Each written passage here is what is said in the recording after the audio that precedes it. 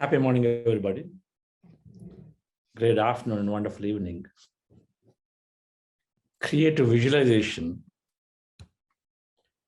is a powerful process that can lead to deep healing.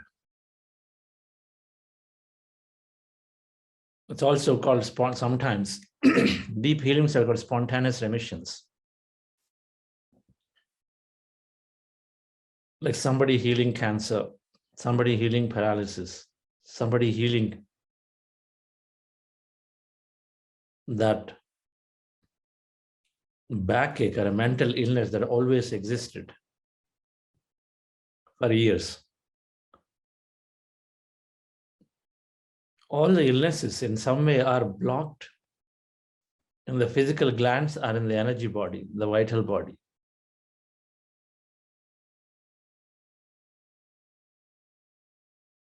Usually there are blocks in the chakras, which are part of the energy body.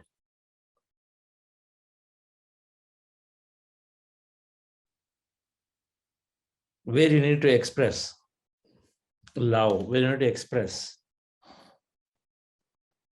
compassion, or say romance, but then you never express, instead you just applied intellect mostly, and then suppressed for the whole lifetime and from past. Or where there is an over worry, which means that, of course, we are putting constant stress on the cells. So it leads to different kinds of illnesses. Now, when we do this creative visualization, part of the visualization, we are free to do what we are doing. So one may be visualizing, dreaming about, say, dancing. Instantaneously, you're free. So you visualize and dream about how you would be dancing if that problem has gone away in your back. If that is an important activity that you really love. Most of the diseases, the mind-body connections, when they happen, we know that when the mindset changes, our body is changing. So that's how we are working on the principle. And many people are healing. Some are gradual, some are saying very quickly it happened. Those who are saying very quickly, usually it's a spontaneous remission. Some things that clicked for them. If people who got some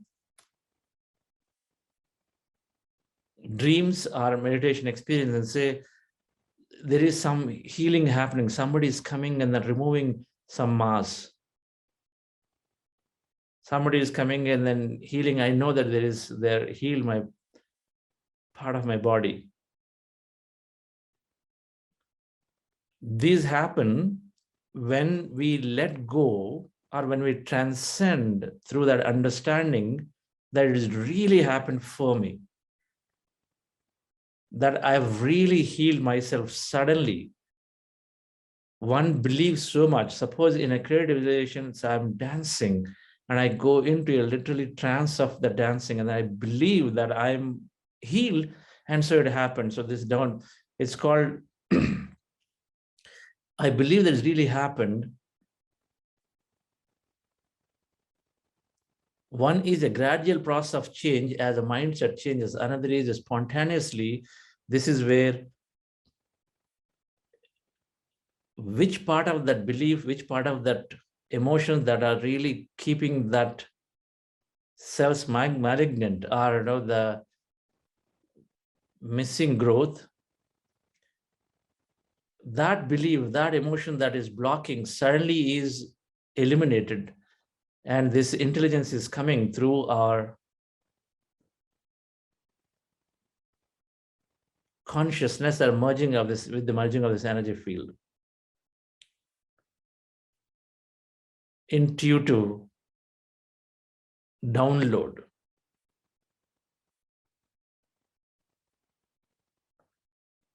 There is thinking through the mind, so we're changing the thought, and so we are changing a lot of mind-body diseases. There is also the intuitive aspect where you are receiving. information. So the perfect insight and information, when I receive it through the intuitive body, that means through this field when we are receiving it. And it knows what is the most important idea or the knowledge or information that is required for you to spontaneously let go of that block, and so then things happen. For it to happen, one needs to literally go and believe that has happened. It has happened for me. I'm done. I'm done with this disease. I'm done with this illness. That is not an intellectually understanding process, but that's a spontaneously, one would go into that state as part of visualization. One can go into sometimes those states that you literally feel that it has happened for you, because now there you are going into the flow of that experience of going with the feelings. So you're letting go of the analytical mind, you're feeling, you're dreaming as you're doing something real, an intense real experience. And as a result, as you let go of the analytical mind, so you are into the feeling center. As into the feeling center, you're merging in. You no longer put analysis and say, how is it possible that this is healing? How is it possible that I can just like that get over something that I've been bearing for a long time, or with something that doesn't have cure? We don't think any of those. Instead, we truly go into the states that I believe are happening. So the more learning we do, the more understanding we have that anything is possible, that our mind is creating the several illnesses, that energy blocks are creating the illnesses in our body, that we must express, we must not hold back in expressing, in living. And the more we understand, more and more we learn this through increasing our knowledge, then the more we are releasing our pressure on the body as the body gets better and better. And visualization is one such process. And visualization is many times is helping spontaneous remissions.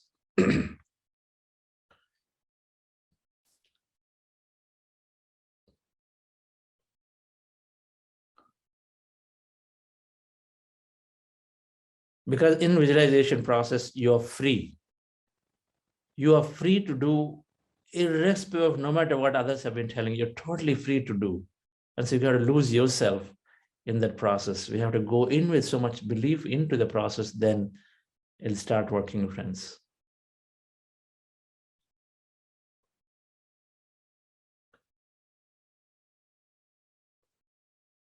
It's called a quantum healing jump. Suddenly things happen. For no reason, suddenly things happen.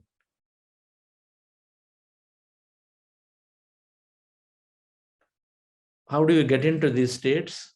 Regularly, there is no direct evidence of, but this is happening randomly. But one thing is certain, in all the cases, the patients always believe that they have got healed deeply. Some of the quantum physicists say, disease is an illusion. If you get to understand that disease is an illusion, then see, that is the level of consciousness that developed. Disease is an illusion. If the body is an illusion, disease is an illusion. Because everything is impermanent. And the more we understand everything is energy and everything is impermanent, and then impermanence, to understand that we have to overcome the fear of death. If body is illusion, anything that we experience that we think real are not real, if that's what quantum physics is saying, and if that's the level that we go into the consciousness, then the body is illusion, so the disease has to be illusion.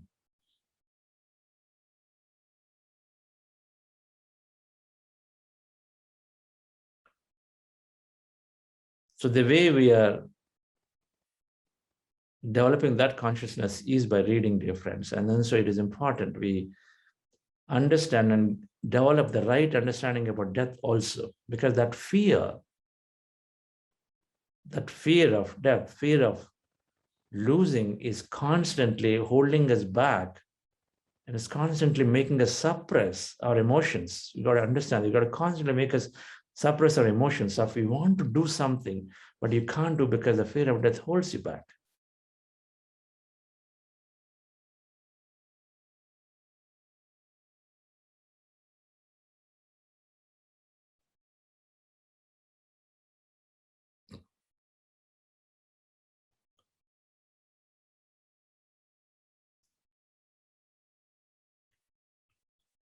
So reading is essential to understand, and then meditation is essential to experience that understanding.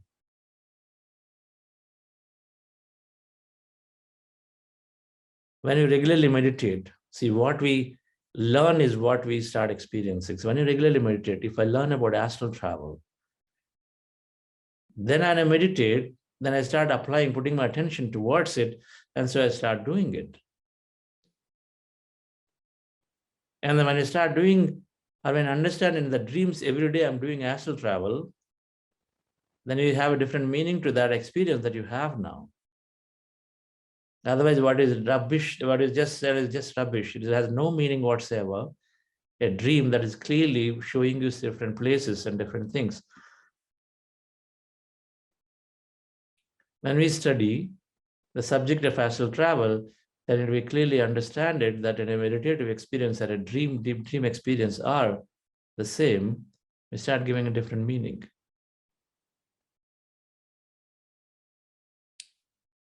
For that to, we have to expand ourselves. There are multi-dimensions. Is Earth the only plane, only planet where people or life exists? Can life exist elsewhere? Not a reason ourselves, question ourselves. Is the Earth in that infinitely, there are billions of stars, there are galaxies, 100 billion galaxies. Now in that, there are so many billions of stars. So can Earth be the only planet that life exists, or something else is there? So we have to. Anyway, now quantum physics model is telling we are multi-dimensional beings. That means that we exist as multi dimensions.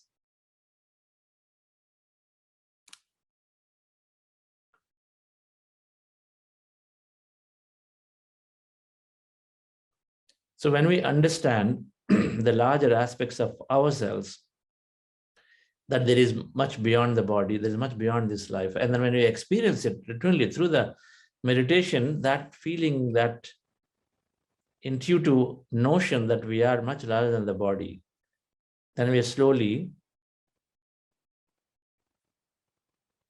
overcoming the fears. And so then we are ready to express ourselves. We are ready to live spontaneously, ready to express ourselves. And as a result, we can let go. So one side, we have to continue to read. But when you do processes like creative visualization,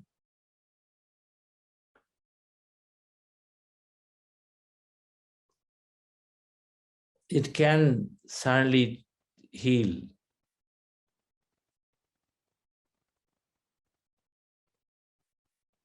Suppose you're spending a long time in nature, in trekking.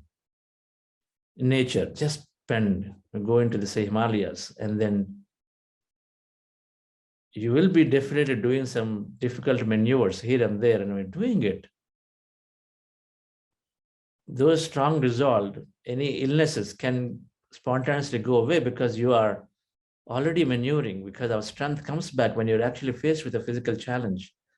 And so you do things and then you lose yourself, and then there could be some deep healing happening.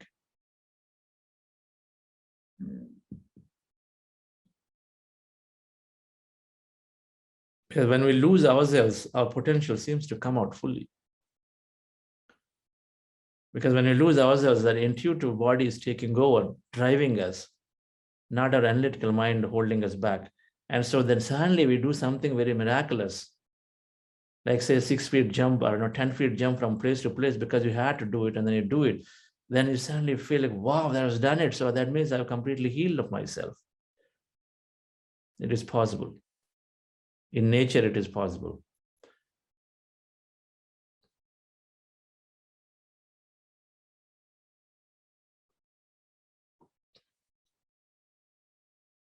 So having said that, dear friends, this process of manifestations to heal or to manifest things, we visualize and dream about, we let go of it. We got to let go of it. You cannot be 24/7 keeping your mind busy. We got to dream about and deeply implant an experience into a subconscious and then let it operate, let it work for you. We do that and then return ourselves back to the present moment again. We actually implant a set of thought sequence of experience that we wish to have. And then we return back to the present moment. We leave that. And the present moment is when you are meditative regularly, then you are in the present moment. No anxieties and worries. You come back to it and then you continue to operate. So then we are ready to receive again. The idea is that when you are in that slow down state or present moment state, we are constantly receiving. We're always receiving signal. We're always receiving that intuition. We're always receiving the right message to ourselves. That intuitive body is always working for us. It's always there with us, like a shadow, right? It is there. I mean, if we are that consciousness, it is there with us. So it's always giving messages. When we are busy in the mind, we don't take them, right? Even like great idea, insight comes, which appears to be least in the way you're thinking, so you always brush it aside. That's what I'm saying. So you got to slow down, you got to come back to your present moment, which we do. But creative visualization or setting a goal and then dreaming of a future is about setting yourself a direction and say, this is how I want to go. So you're telling clearly to the consciousness, this is what I'm interested in, an experience. And so then you're having that experience, anything related to that experience are coming to you as a synchronicity. So we have to let go. We cannot be 24/7 thinking about it. Visualize, dream where you're completely forgetting yourself. You're in the experience, not in the mind. And then you come back and then let it go. And then you continue your day-to-day activity, whatever that you had planned for the day.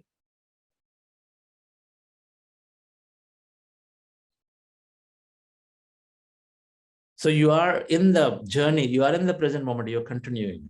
You are, say, doing this realization, maybe 10 minutes, 15 minutes, morning or evening, or sometime during the day when you have some time, but then let it go, and then rest of all the time you're in the present moment, you let go, you are working through the experience, you're mindful, so you are experiencing it. It's a journey of whatever you're doing is, you continue to enjoy what you're doing. The journey is equally there.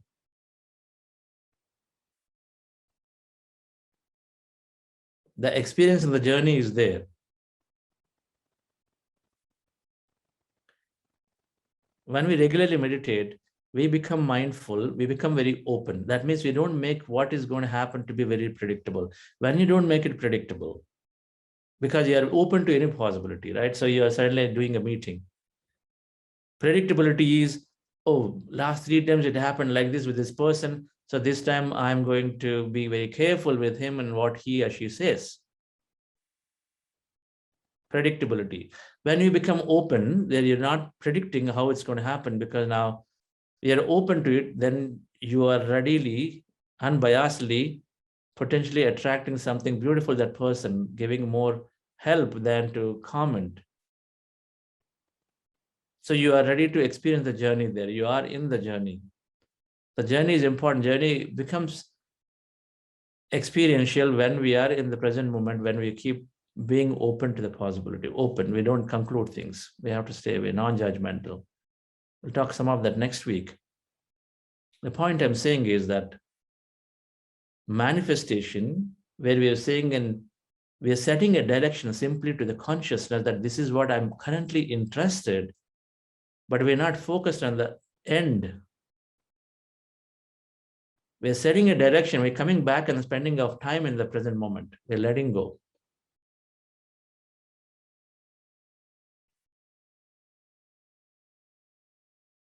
So deliberate creation is where you are driving your intents and you're letting go of it, and then you are in the present moment. Default intent, default creation is where some have evolved to your stage and said, I'm okay. I'm going to accept what comes in my way. Whatever comes in my way, I'm accept it, I'm be with it. I do not have to specifically ask for it, but I have this enormous strength to accept anything that comes in my way. Two different states of consciousness, and both are there. Over a period of time, one may evolve to that consciousness. In this lifetime, it may not evolve at all in this lifetime, but you're consciously seeking. But the fundamental nature of the soul, however, though, is to be unsatisfied, always seeking something, because what we have is infinity of experience. So you constantly want to always experience something more, because that more is infinite.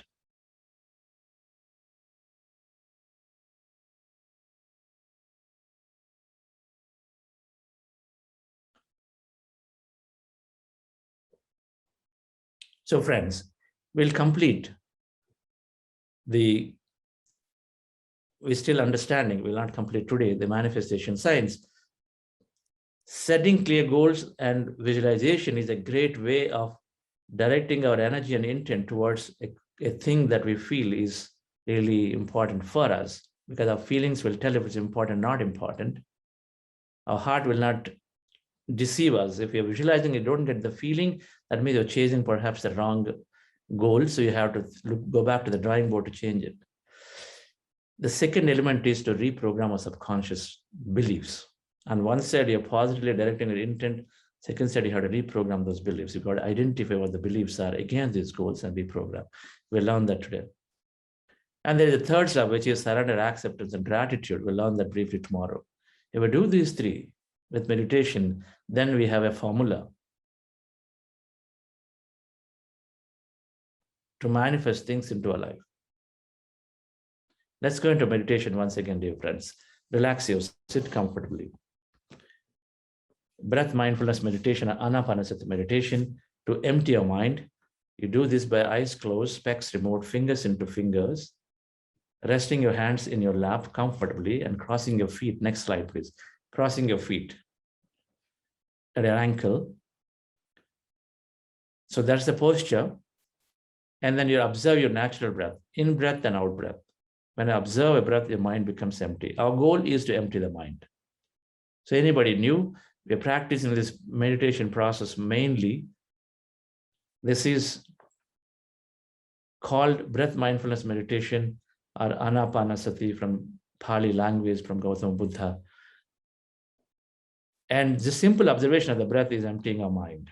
Our goal is to empty the mind so that we merge into this total emptiness, which is called the quantum field, or it's called the consciousness.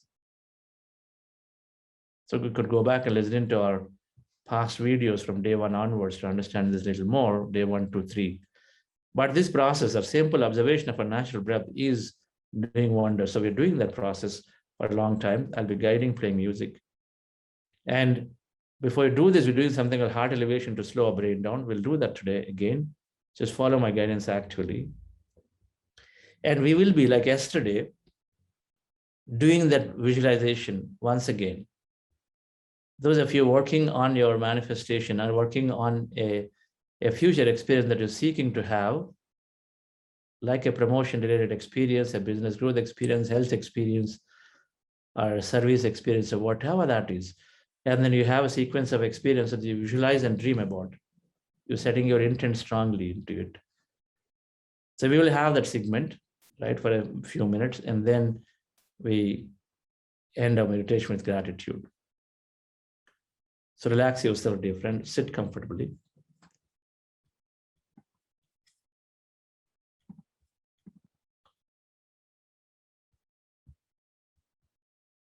With your eyes closed, relax your body.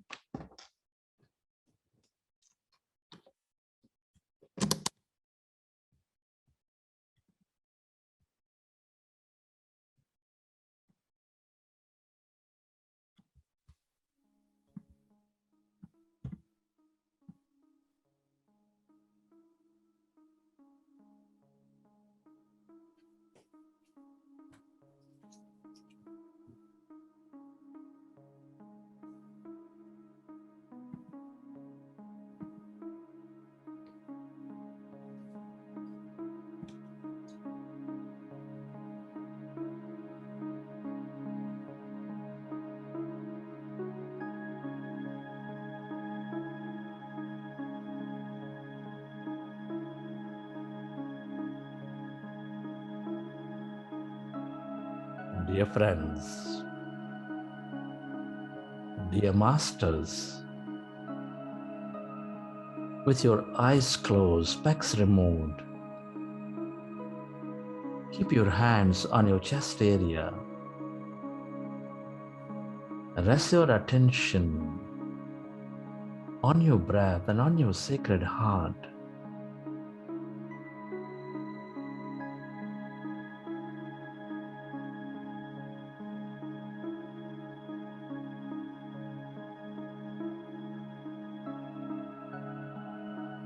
Take a slow, long, relaxing breath.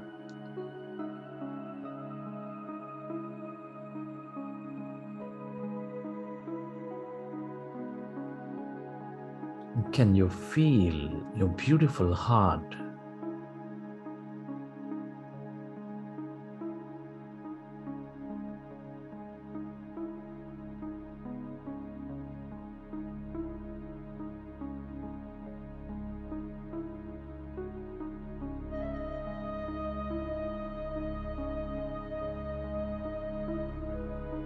Feel more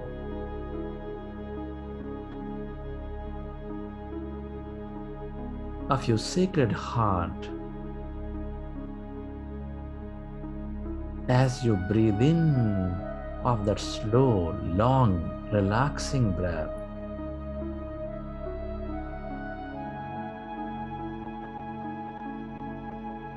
With your attention on your heart center,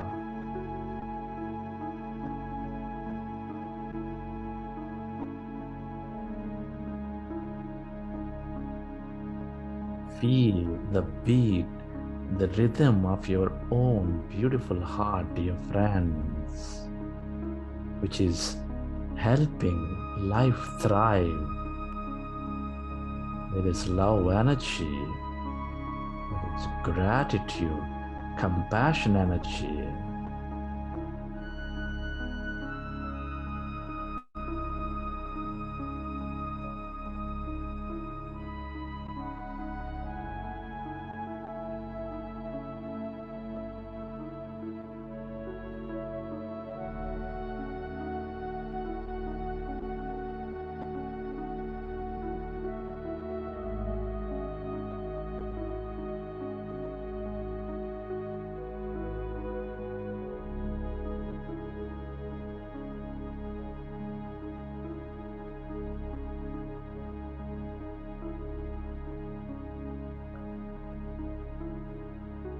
Can you recollect a memory or an experience from your life, from your past or present, where you felt enormous love, joy, gratitude, or any of the heightened emotions, and relive that moment and elevate yourself?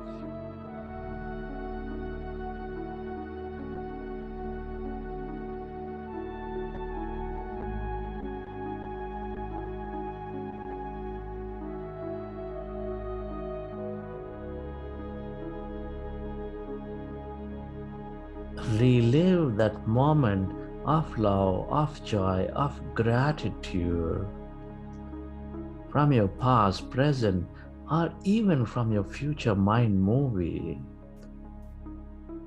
And feel it, dear friends. Feel that energy inside your beautiful heart.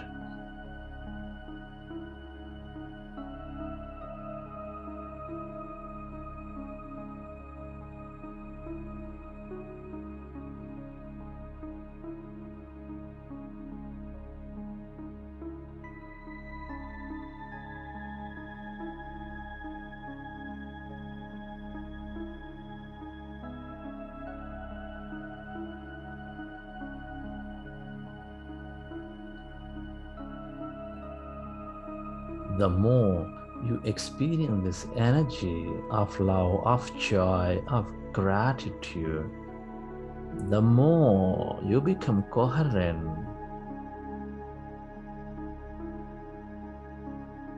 with this quantum field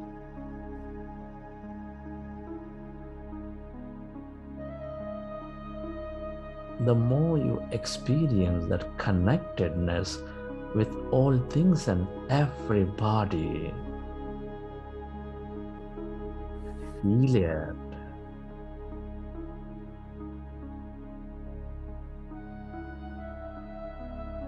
We are all deeply interconnected with each other.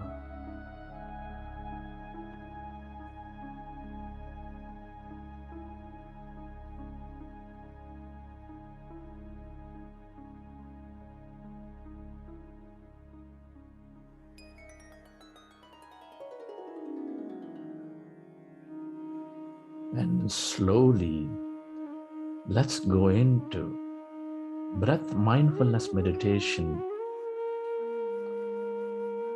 with your fingers into fingers, placing your hands comfortably in your lap.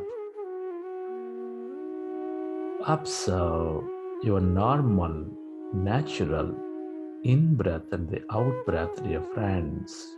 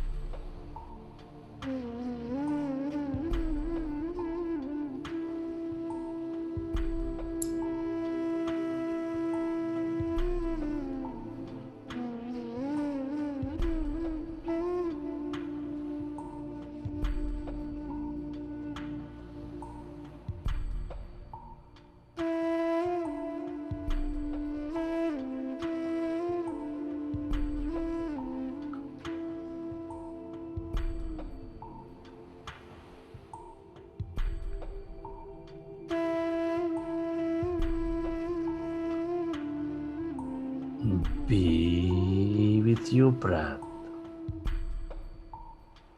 Observe your normal, natural in-breath and the out-breath. Our goal is to empty the mind. When we observe our breath, our mind becomes empty.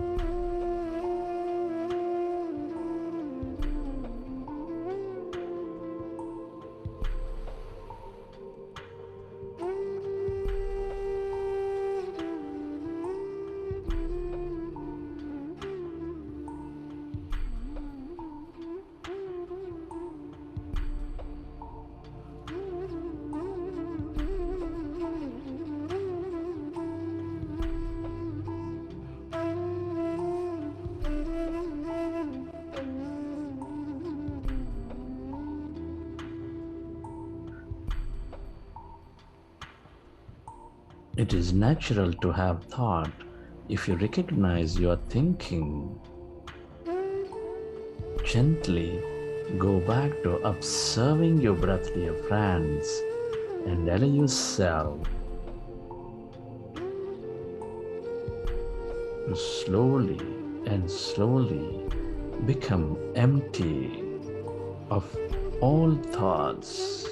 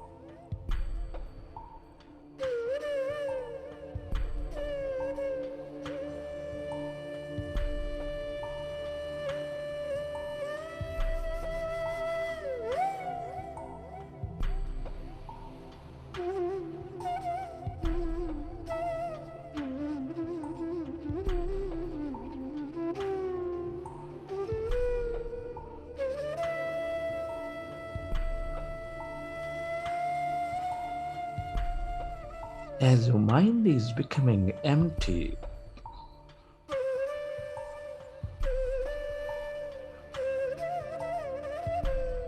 allow yourself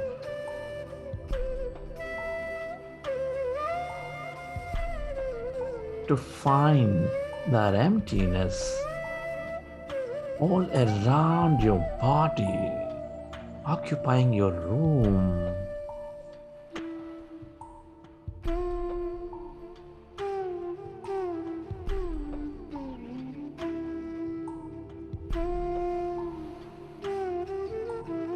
Observe any sensations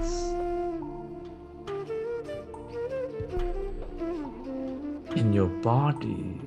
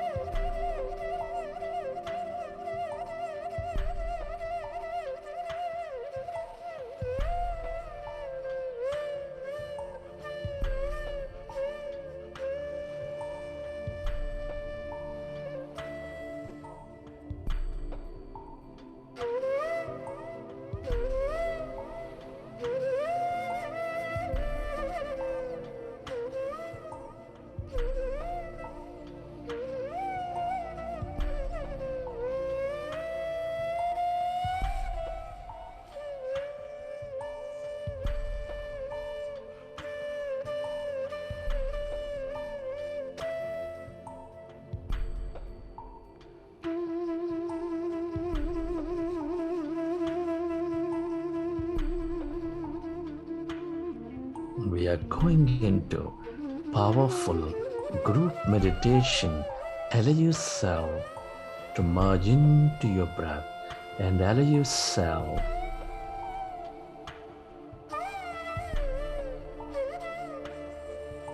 to experience that emptiness inside of you, all around you.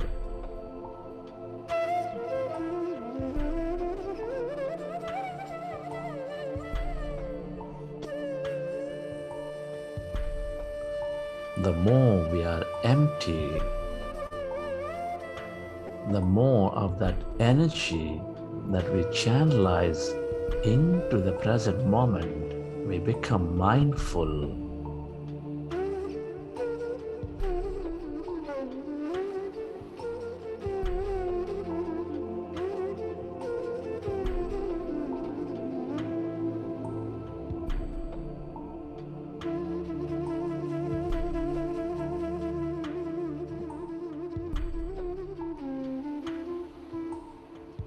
Go deeper and deeper.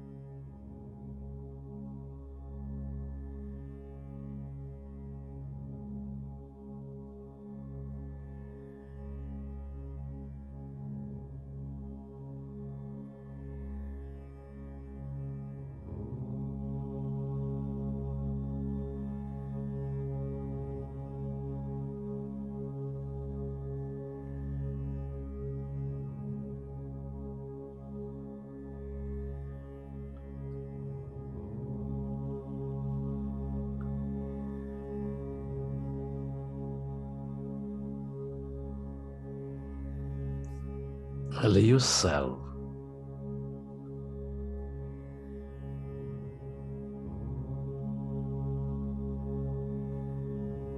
to experience that emptiness inside of you, all around you.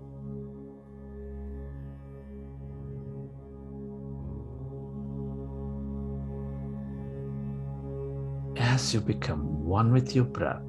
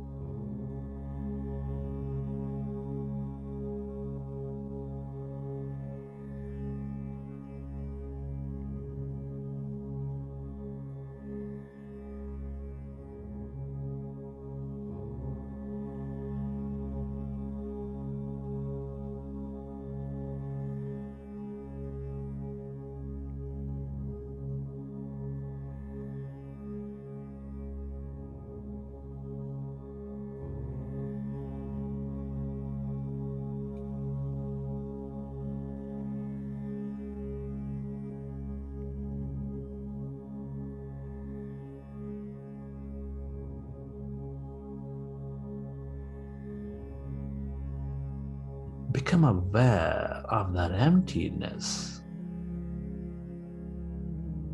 where there's no body, where there's no thing,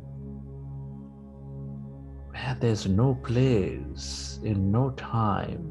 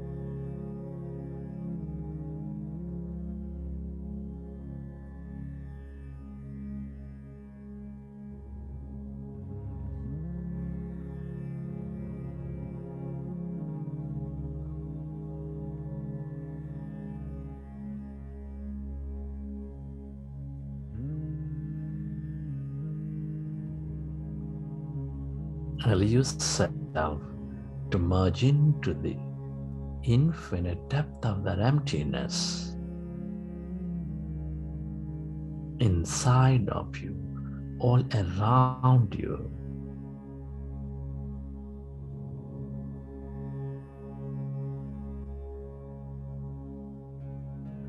That's energy.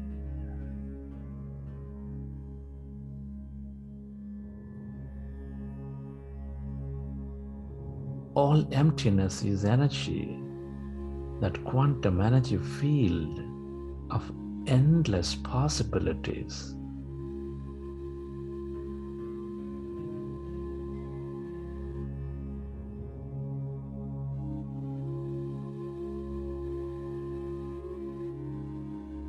The longer we stay connected to this field of energy,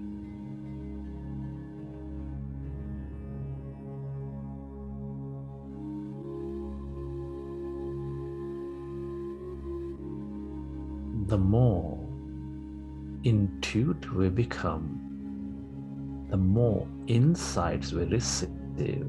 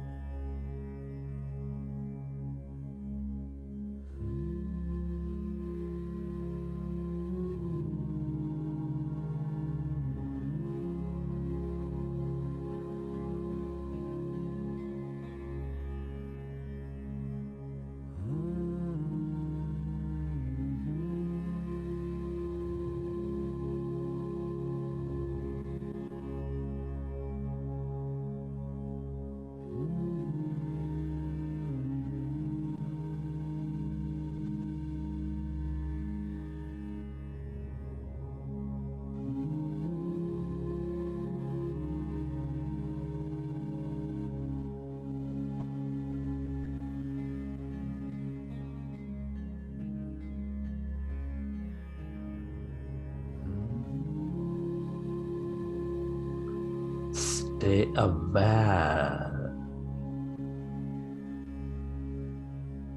of that emptiness, of that energy, as no body, as no thing.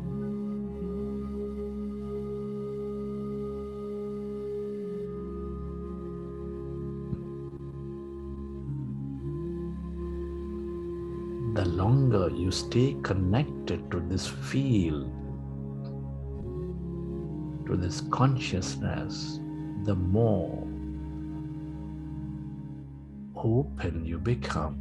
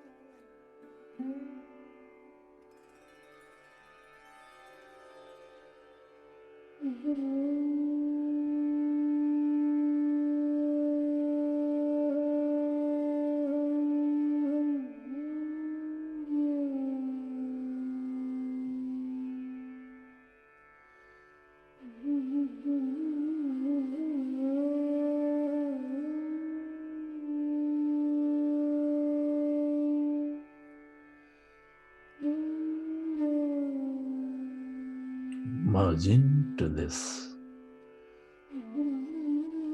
divine consciousness of yourself.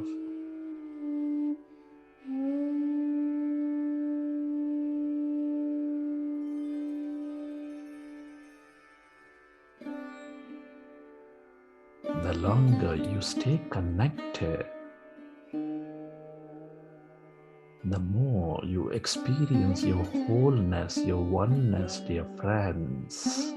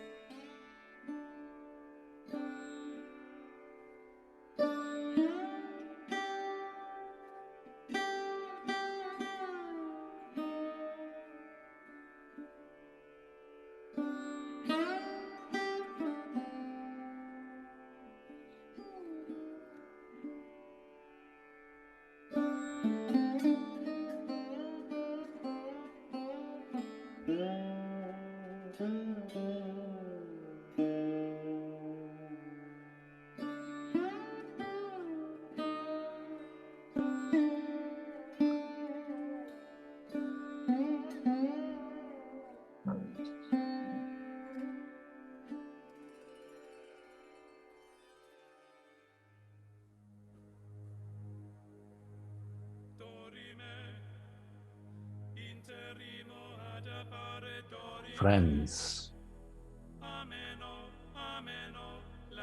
we are walking into our future.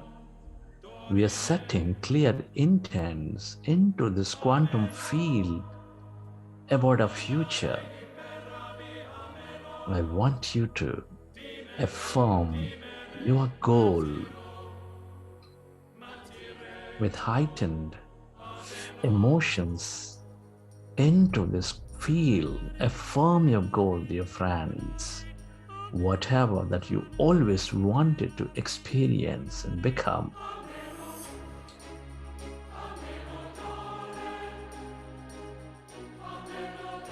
Remember, this future exists in this field as sets of possibilities.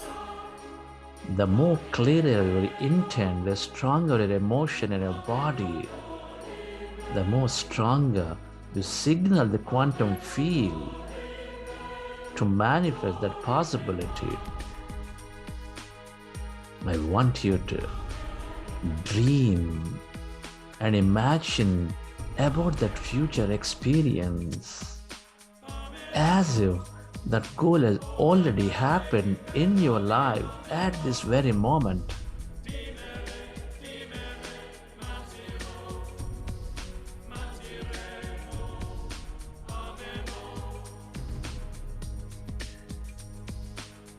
Friends, you are creating your future. The more you can experience that mind movie with a feeling in your body, with that emotion stronger than your body, dear friends, the more you attract that possibility into your life. Feel it.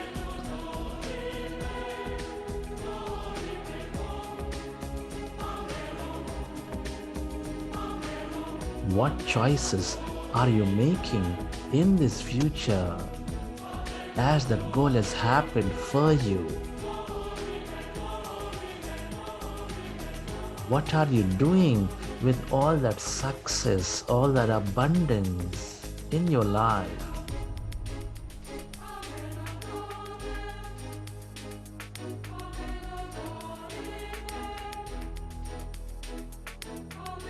Come on, friends. You want to feel, you want to experience that emotions of love, joy, appreciation, gratitude, or whatever that may be,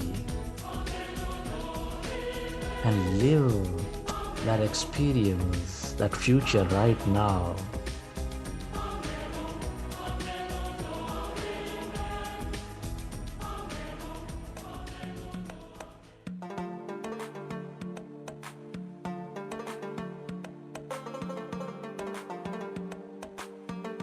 Come on, friends. You want to experience, you want to dream, you want to imagine about that future with that heightened emotion, that feeling. Let this feel know that these are important for you. You are totally free to imagine and dream here. You are the architect of your life.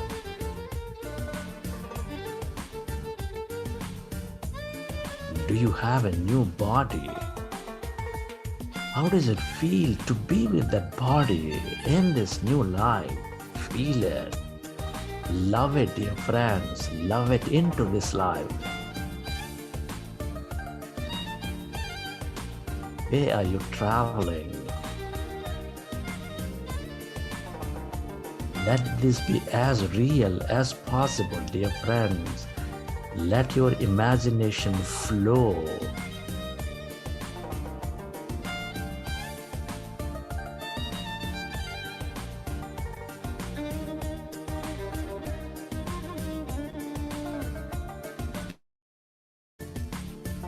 What are your family members telling you in this new future? Come on, friends, feel the joy of being with them, around them.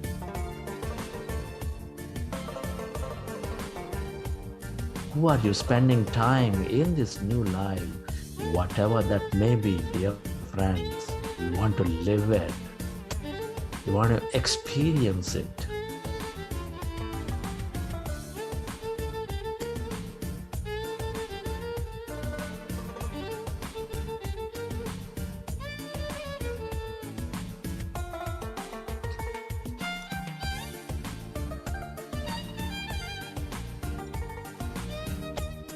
Are you becoming that mystic, exploring the truths of yourself?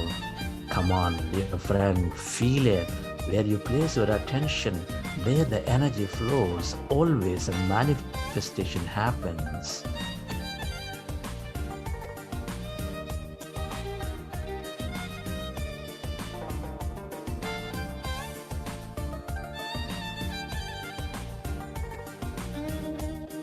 Dream more of this future, dear friend. You are planting seeds in this endless possibility field. I want you to do it with full of emotion and feeling, dear friends. Feel that gratitude from all the people who are benefiting from you.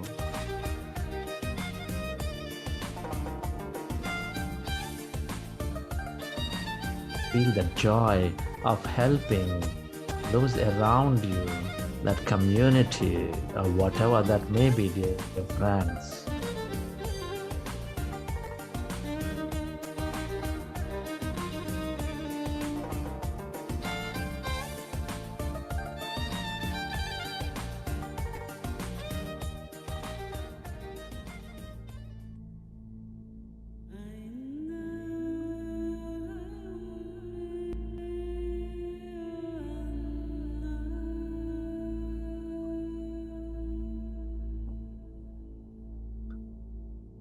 Relax your body. Feel that energy. Every emotion, every intent is energy. Feel it, dear friends. Let's surrender this future to this field to organize in a way that's best for us at the right time and place.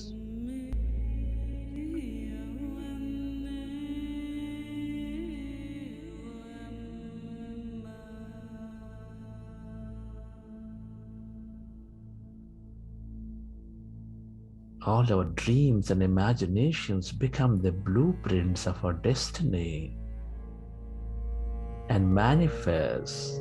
Be certain about it and let it go.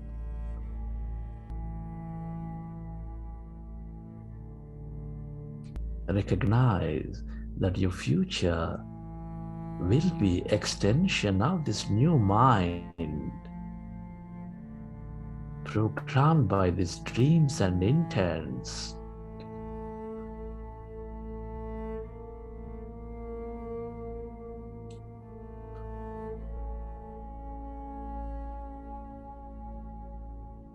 And express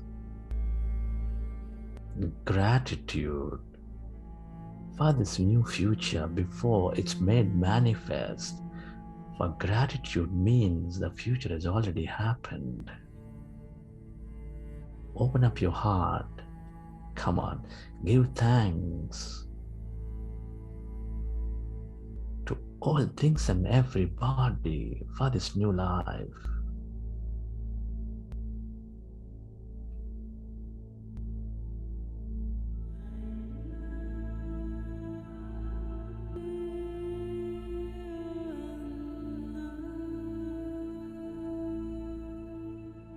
The more grateful you can be for this future, the more you believe in that possibility and you draw into your life, dear friends.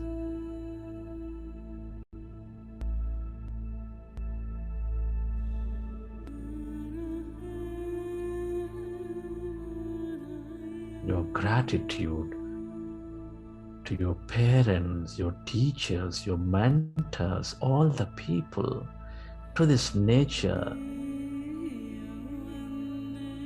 to yourself, to all things, and to this field for being an integral part of that future.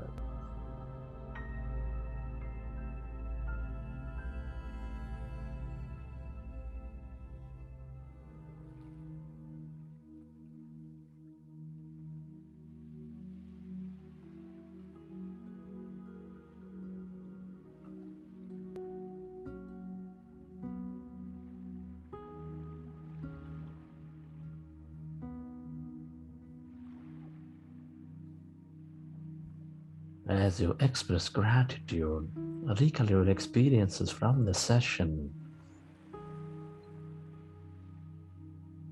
And whenever you're ready, you can keep your hands over eyes for 5 seconds.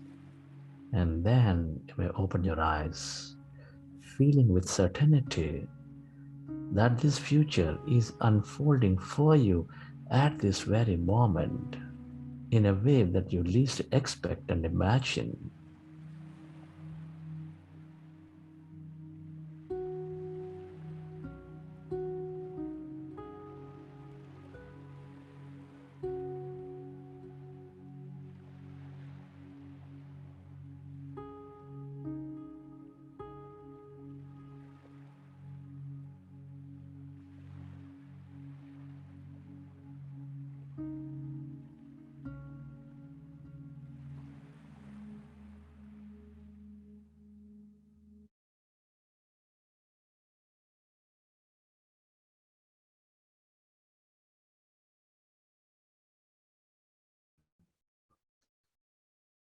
Okay, friends.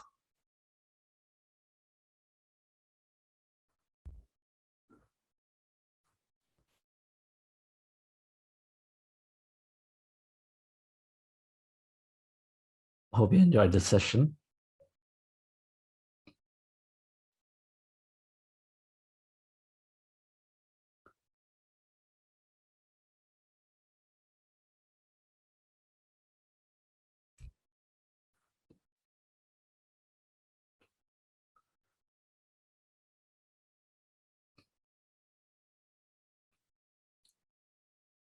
Anybody would like to share?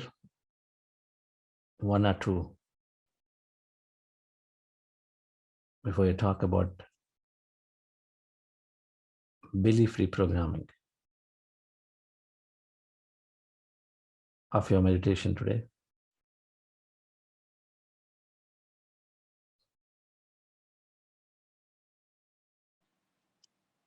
Good morning, sir. Yes, yes, ma'am. I'm Kalai from Malaysia.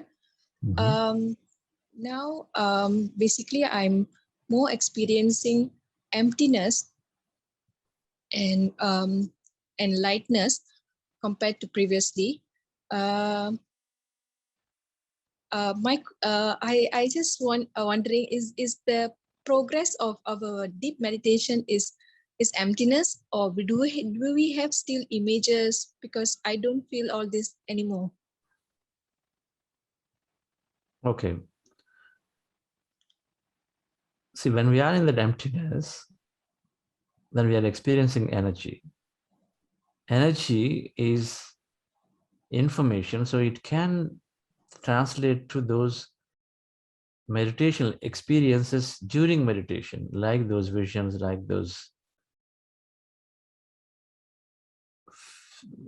feelings or dreamy episodes and incidents or transcendental experiences. They're all experiencing energy. Now, emptiness is energy. Emptiness is energy. So one may experience that classical meditation experiences if it is so needed for them. One may not experience any of those. So both are the end state. Being empty, and emptiness translates to is energy, and so we're always receiving that energy information signal through our pineal gland, third eye. We're always receiving it. Now, will it translate in immediate imagery, like a dream in your sleep, and then you experience it then, or it is coming to you as an intuition, as a signal, as insight later during a wakeful time? Both are possible. So not experiencing anything other than experiencing emptiness is a very good state, and so is the case with having a meditation experience also. They're all the same.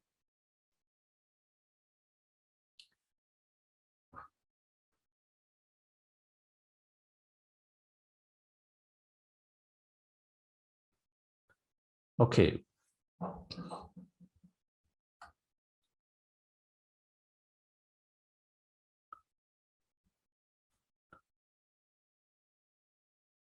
Any further question on that, Kalerachi ma'am? No, sir, I understand, sir, because I experienced a lot, because previously I was really into many image and a lot of thoughts, but slowly now I don't have all that. I'm more on the clear state where it's totally empty and it's a lot of black, no color, nothing. So that's I was thinking, it's a progress of deep meditation, or still in the, it's a good progress, or what? That's what was my question, sir. So I understand. Yes. It is not necessary that we have to have a meditation experience in the form of imagery. It's not necessary, right? Our true progress is measured by the changes we experience in our life. Because the meditation experience is unpredictable, it is unknown, it can be in any form. Many times we don't even notice it.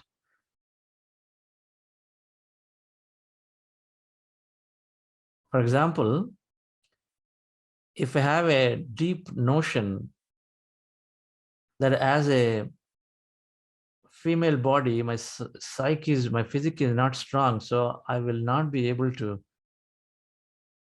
take some of these deeper trekkings, or take things that are conditioned that we can't do it, if that is a belief that we carry. And now that in a meditation, that belief may just melt away. They're all memories, they may melt away, because One is actively as we learn, we reason, but another is in meditation, constantly we are receiving whatever that we read and the reason, that information we receive and read and reason, we're also receiving through this intuitive body. We all know that, right? Something is telling us somewhere. So we receive that. And when we receive that, we reason it out automatically before you and I know about it. And then that memory and that belief will go away. So then you become suddenly free. Out of nowhere, you develop that confidence to do that activity that have been always told that you can't do it. So in meditation, without we realize, we melt away layers and layers and layers of past beliefs because the learning is happening through meditation also.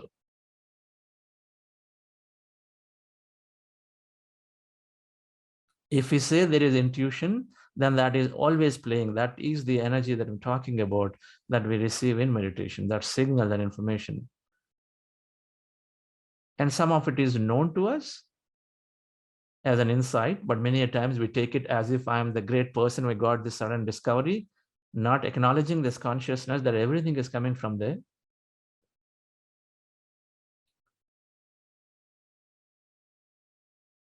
But we are always receiving it, and it is revealed and not revealed. So every meditation is always a great meditation. And because in every meditation we're going to empty, and when you're going into empty, every time we're receiving it, every dream we are receiving it, something or the other. I mean, every sleep we're receiving something or the other. So every meditation we are doing it. It's just that meditation is the most consciously aware process.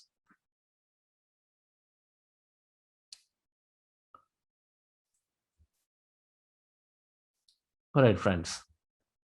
We have a few moments, few minutes. Let's understand today, so 7:24. So hold with me till 7:40. So I would like to cover this topic, part of this.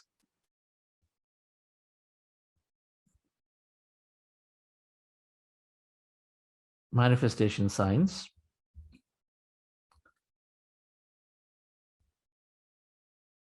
Manifestation science is very simple if you think that way. It's very complex if you think that way. Everything is that way.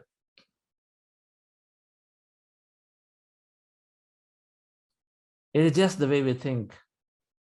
It is simple that, okay, I just meditate, I'm into these states and I have surrender, so things will happen for me, and so they're happening for you. It is as simple as that. But we get into that states when we are dropping our analytical mind, that logic. And so meditation is helping us drop the logic over a period of time. But as we progress in the journey, we need motivation. And so then we are understanding through scientific aspects of how things are happening. And so the more you understand, then you're motivated to apply some technique, because we are told that you got to do some technique, special process to get something, right? So we still are there is a part of that. So we apply it. And so we get something and we feel that, okay, it's true, and then we continue it for a period. By then the logical mind would have dropped and say, okay, everything is happening for me. We get into that consciousness. We simply work on a state of being, a being of abundance consciousness. So manifestation science can be nullified to zero when you get into that consciousness. But it is very much there. Those who need to understand it as step-by-step procedures so that we can apply it. Both are right, because there are different levels of consciousness we all go through. We move from one to the other. And it is not linear always, by the way. It is never linear. That means for a moment, for a period of time, after, say, now some people are here who connected, have been meditating for more than a year. And so initially lots of excitement to manifest and this and that. And afterwards you start realizing things are happening for you anyway. So you step back and say, okay, things are going to come in my way. And you be in that period for 6 months, 10 months, one year, then suddenly something comes to you and say, yes, I have to do this now.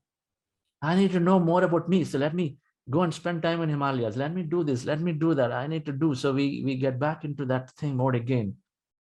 So it's not a linear process, which is good. When it's linear process, we make it very predictable. When it's non-linear, it can be anywhere. So understanding elevated feelings, if thoughts and feelings create a reality, so then we are changing of feelings to elevate feelings. The feelings are coming out of our beliefs. If you have a guilt consciousness, it's coming out of that. Everything we do, look from that angle. If I have a lack consciousness that things are not there, things don't work for me, and the world is a very tough place, there is a competitive place, it is a difficult place, it is a place that exploits me, so there is constantly a lack consciousness, then everything we do project into that. Will I succeed? Not succeed. Will I get enough from this project, from this time I spend? Will I get adequate love from this relationship? Lack consciousness. We've been living with that consciousness. So that is, where the feelings come from this. We need to elevate, and they're coming from this core beliefs that we have, misunderstandings that we have.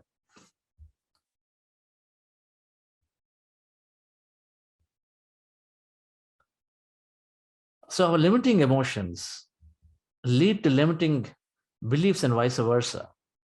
They're feeding each other, right? Limiting beliefs are those deep thoughts, and then they create emotions, and emotions in the body are responding pretty quickly to environment triggers. So they cause that limiting beliefs to become stronger. So we talked about this thinking, feeling loop day before yesterday.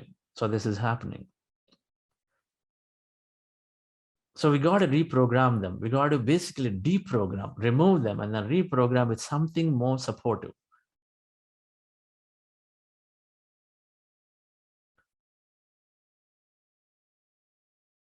So some of the limiting beliefs are, we have to work hard.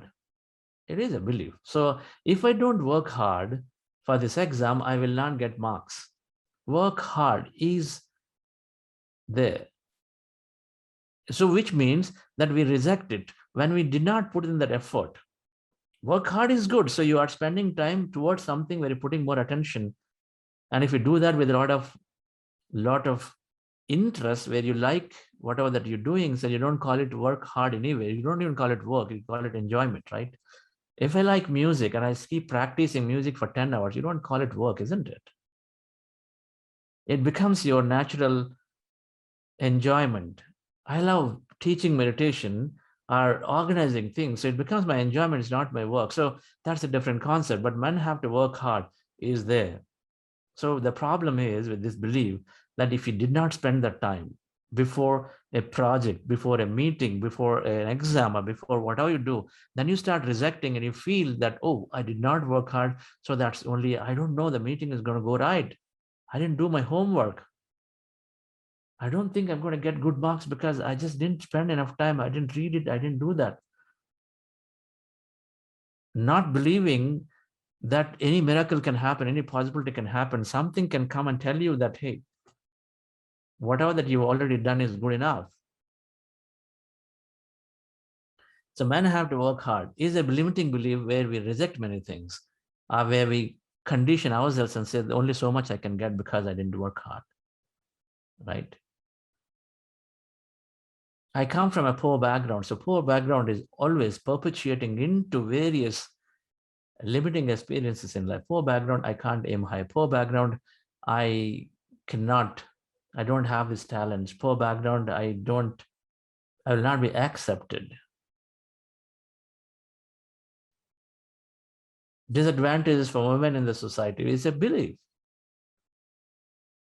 Everything we put it on somebody else and say, these people are not letting me do, those people are not letting me do. Then we got to look at and say, how did Mother Teresa do it in spite of all odds? How are many women leaders here able to propel and then do so many things? So you know it. If you are a woman leader, you do not have this consciousness. You say, I am driving my future. It's in my control. When we look ourselves as mere physical with the conditioned stories and lenses, then of course this is true because we already gave away our power to somebody else. Body becomes wrinkled with old age, the biggest myth. If you understood in the second week meditation, is deconditioning this belief, because the more you think this way, the more you signal yourself and saying, hey, look, I've already put 50, so I should be having some kind of a sagging skin and this and that, right? Your thought is propelling. how can you explain some people at 70 also look like, they look like 40? How can you explain that? Large companies do not give hikes. They cannot grow. If you're a leader, you're saying that there's no way I can grow in the market because I'm big. So it starts with that. And we program that belief to the team. And the team goes in turn to somebody else. This is how it goes, friends.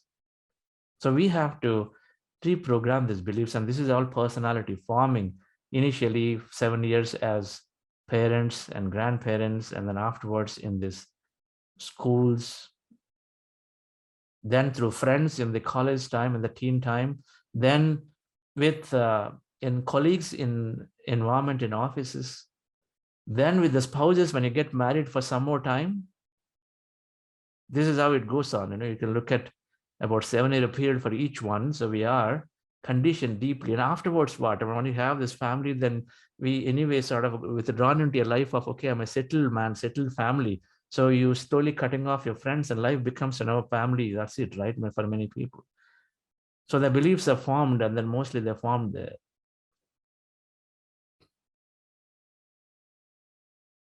So we have to change this personality.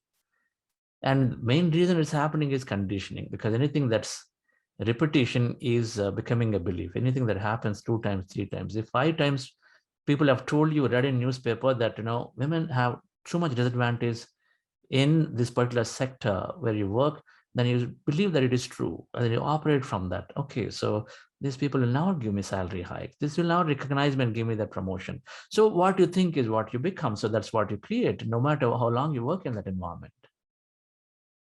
Try it out. It appears too simple, but try it out. Change your thought and then see what happens. Of course, many have stories to tell. When you change your thought, people start responding differently, right?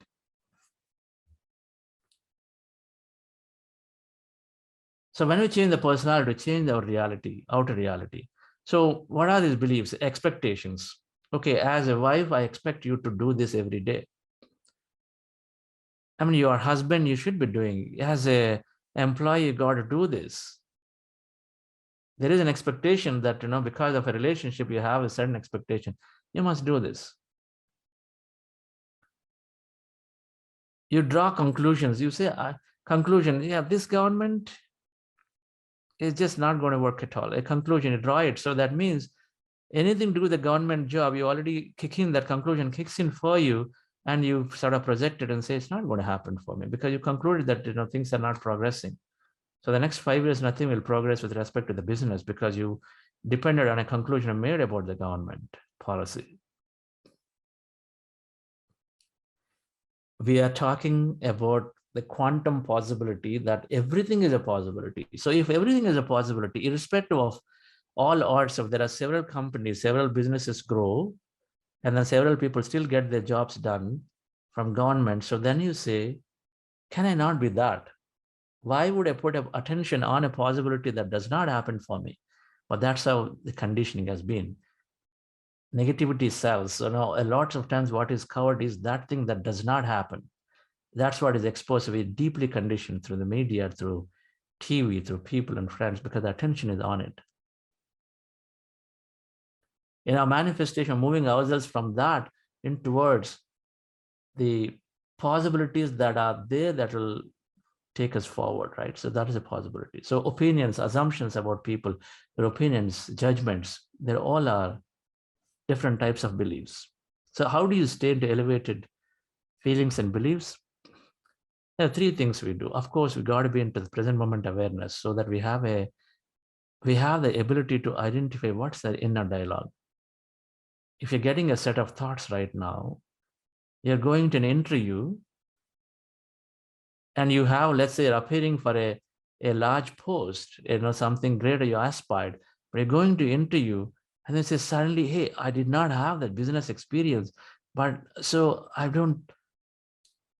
you believe that you don't have that adequate experience to be in that post. So you self-sabotage. So present moment awareness is going to help you recognize and say, hey, that is simply a belief. Many people who did not have business experience still became VPs in business roles. So I can be that. Right? So you kick in. So present moment awareness is so essential to scuttle that thoughts that are coming in from the belief, the deep-rooted belief. We got to rewire. This is the most important. We got to learn and learn and learn to rewire the brain circuits with new wisdom, right wisdom, empowering wisdom, more functional knowledge, and then right spiritual knowledge. Both are required. We must read everything about manifestation. Van Dyer, read. The Secret Book, read. Jerry Hicks, Isra Hicks, read. Joe Dispenza, read. Seth Material, one of my most favorite, the Nature of Personal Reality by Jane Roberts. All New Age spiritual wisdom descends from that. These books, this channeled in the year 1968 to 72, 4 years. Amazing amount of wisdom. That book may be out of print, but it is there in Kindle and some of these versions. The Nature of Personal Reality. Is mind-blowing, dense subject about how things are happening and how our beliefs create our realities, how our thoughts create realities. It explains so many other concepts. Must read. So the more we read, dear friends, and the more we listen into the stories of us, we're reprogramming. And the third thing is that empowering beliefs. I'm talking about a new word here, empowering beliefs. And empowering belief is when you have a limiting belief that women have disadvantage society. So I have a lot of disadvantage. So I've been working in this company where people are very biased towards me, right? So it is telling you to look up a possibility of somebody else who has walked that path. Another woman leader who walked the path and was already very successful in your company or some other company. So if we have a VP or a CFO who is also in that role, so I say, if she can do it, I can do it. So it's all looking for a possibility. Otherwise, you only look for those failed possibilities, right? And then say, oh, this person is not growing, that woman is not growing, this is not growing, so I'm also like that. So we are self-feeding that belief. An empowering belief is where you're looking for a possibility, somebody who's already been there, done that, in that failure with a similar environment, and then you take them as inspiration. You want to do a lot of service, and you say, people are just holding me back, and they're not letting me do things. And then I, as a woman, I can't do travel. And then I know my deep inside, I have this heart to do this work somewhere, but my family holds back. That's an excuse, right? Because we have believed, my family holds me back, I can't do many things. You have this desire to do non-profit work, but family holds back. Man or woman, doesn't matter. But then you take an example, somebody who is doing it already in the field, traveling every day, coming back. There are some people who are doing that. They resign their jobs. Many of them, a colleague of mine, her husband, they resigned the job long ago as a director at Dell. And then he is every day somewhere there, they're traveling to a remote place, 100, 150 kilometers, go teaches in a school, comes back.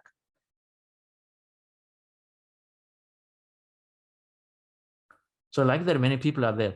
Now you say, if they can do it, I can create, and then I can do it too. It's not a problem. It is my belief. So the empowering belief is that we develop such things. If I have, say, cancer, now read Anita Mojani's biography. Whatever that is called, the Dying to Be Me or something like that, right? So that book, you read that book. Many beliefs go away, that she healed of that. And so many beliefs go away. And say, if Anita Mojani can heal herself of this and then become a global, inspirational speaker, living a life of a time, and say, I can be that. So that is your affirming belief or empowering belief. So a limiting belief says that, okay, so everybody tells me this is there, so I've got to live with it, and then I'm counting my days. That is a limiting belief, because cancer is not curable if you think so. But then the empowering belief would be that it is very much curable. Spontaneous remissions are possible. There are people who are healing. My body has the healing capability. Anita Mojani can do it. I'm doing it. This is your empowering belief, right? I don't have any business experience, so I cannot run this company. If Mark Zuckerberg is able to successfully navigate and then build a big empire of multi-billion dollar for Facebook, I can be that. He was a kid, right, when he started. I can be that like him. If Dhirubhai Ambani can build empires, I can be that. So you take a possibility and then you set your empowering beliefs so that you take inspiration. It is not comparison, you take inspiration. I want to be clear. So dear friends, that's how you develop these empowering beliefs. And in that manifestation process where you're dreaming and visualizing, so what you do is write down what are the limiting beliefs for that goal that you're doing. Say you want to get promoted. You want to know about yourself. You want to know about yourself. You become that mystic. Know about the truths of the universe. The goals need not be always materialistic, by the way. Not at all. It's just an experiences. Those who finish with material experience, they're moving beyond it. They want to know about themselves. And so you are writing down the limiting beliefs. Oh, my meditations are not good. I can't sit. My meditations are not good. So I will not be getting any experience or anything about myself. That is a limiting belief for yourself. That I have to, I'm not doing long meditations. It's not going to happen. Potential limiting belief.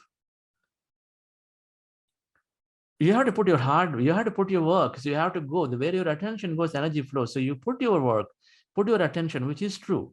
So continue to put your attention, maximize your time towards exploring yourself, exploring about you, if that is so deeply interested, so that you want to know, you want to get over permanently, understand this impermanence of things, so that you overcome this constant,